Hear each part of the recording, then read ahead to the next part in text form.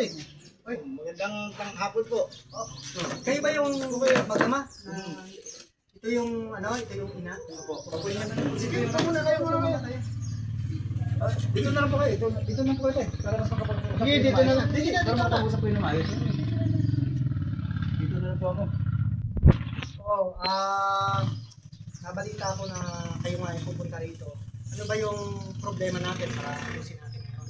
Ano ba problema natin? Kasi nga, ganito yan, Kap. Itong anak ko, gusto niyang kunin. Oo. Eh, ako, ayaw ko ibigay ito kasi ako na halos nagpalaki nito. Simula sanggol, nasa akin to hanggang ngayon, edad niya.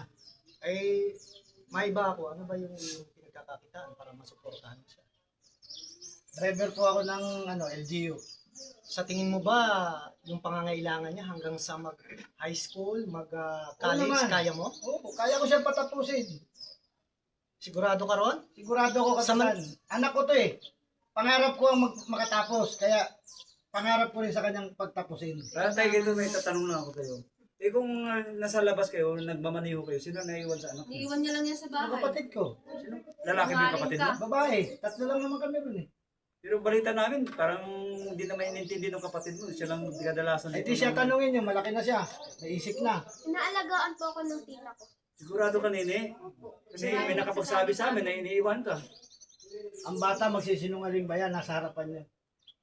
Okay, ganito ano.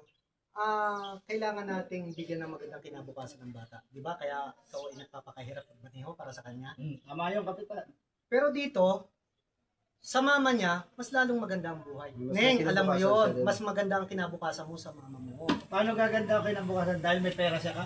Ay, Ano ba ibig sabihin niya? siyempre, kailangan ng magandang buhay ng kanya. Babae ang anak ko. May kinakasama siya. Pero hindi, kailangan Ay, sa hindi. maayos Mali siya. yun. Kasi,